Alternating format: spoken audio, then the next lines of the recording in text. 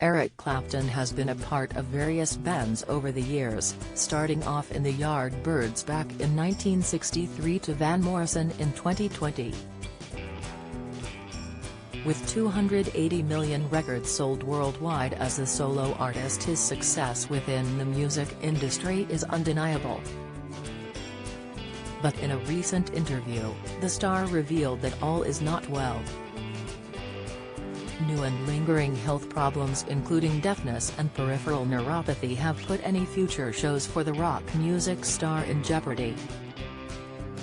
Clapton's health decline started a few years ago. In an issue of Classic Rock magazine, he revealed that he was suffering with peripheral neuropathy, a condition that occurs when nerves from the brain to the spinal cord are damaged or diseased. The condition, which can affect your arms, legs, feet and hands, leads to a number of symptoms including pins and needles in the affected area of your body. Clapton described this sensation as like having electric shocks going down your leg. Starting with lower back pain, the guitarist was diagnosed after an examination. He admitted that the condition makes it harder to play guitar, leading to multiple shows having to be cancelled. Peripheral neuropathy can also affect an individual's vision, bowel movements, blood pressure and balance, potentially career-ending side effects for someone who relies on playing the guitar for a living. The Sunshine supplement linked to increase of this deadly disease. In addition to peripheral neuropathy, Clapton has also honestly talked about his hearing loss. During a BBC Radio 2 interview, he expressed his concerns over being proficient. He said, "I'm going deaf, I've got tinnitus, my hands just about work. It's amazing to me I'm still here." His health conditions combined make it extremely difficult for him to perform. In fact, he admitted that every time he plays guitar he has to start at the bottom of the ladder, retraining his fingers and retuning the instruments. If suffering from peripheral neuropathy and hearing loss was not enough, back in May 2021 Clapton reacted extremely badly after receiving his COVID vaccine. The guitarist was jabbed with a dose of AstraZeneca jab and straight away had severe reactions which lasted 10 days. It seemed that his pre-existing condition made him more susceptible to vaccine side effects. Clapton explained, "Needless to say, the reactions were disastrous. My hands and feet were either frozen, now more burning, and pretty much useless for 2 weeks. I feared I would never play again. I suffer with peripheral neuropathy and should never have gone near the needle." But the propaganda said the vaccine was safe for everyone. Dementia.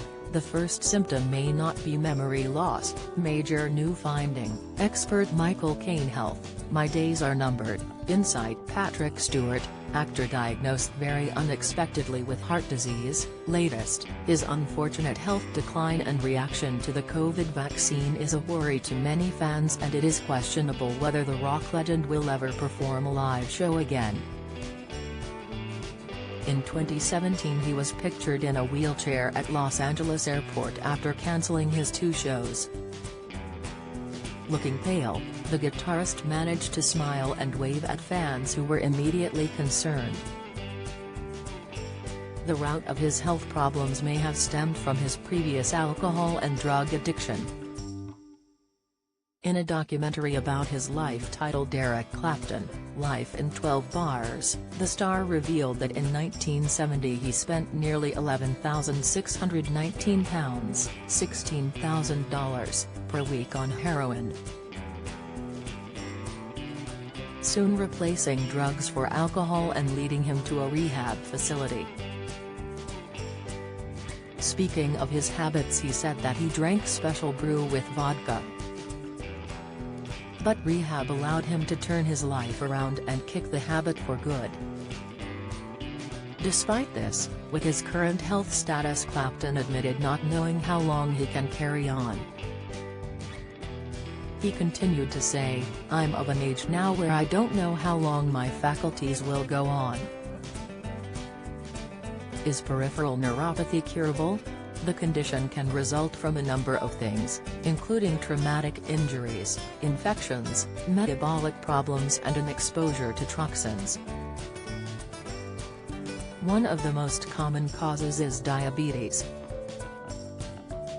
Due to this, it is unlikely that an individual will ever be cured completely, as treatment for the disease involves treating the underlying cause.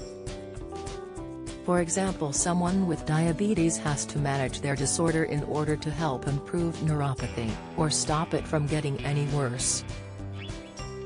Some medicines help the condition, such as steroids, immunoglobulin injections and immunosuppressants, as they act as either anti-inflammatory medicines or reduce the activity of the immune system. Higher doses of these medications can also be administered to help relieve nerve pain. As with any medication, the risks of side effects are greater the higher dosage you take. To improve muscle weakness that may develop due to the disease, physiotherapy is a reliable option to help stop the effects of peripheral neuropathy and a good alternative to medications. Unlike peripheral neuropathy, hearing loss is more difficult to cure. Although there are treatments that may improve the symptoms and your overall ability to hear things. The most common is a hearing aid. These small electronic devices are worn in your ear and make sounds louder and clearer. There are many different types according to what the individual would prefer and are fully accessible to get on the NHS after talking to your GP. For those who cannot be helped by hearing aids, hearing implants are a better alternative. This involves fitting a special device inside the skull during an operation. Common types of implants include bone-anchored hearing aids, cochlear implants, auditory brainstem implants and middle ear implants. If both of these options do not work for an individual, assistive listening devices, ALDS, are also available. These devices help to boost your hearing in everyday situations both in and outside of the home.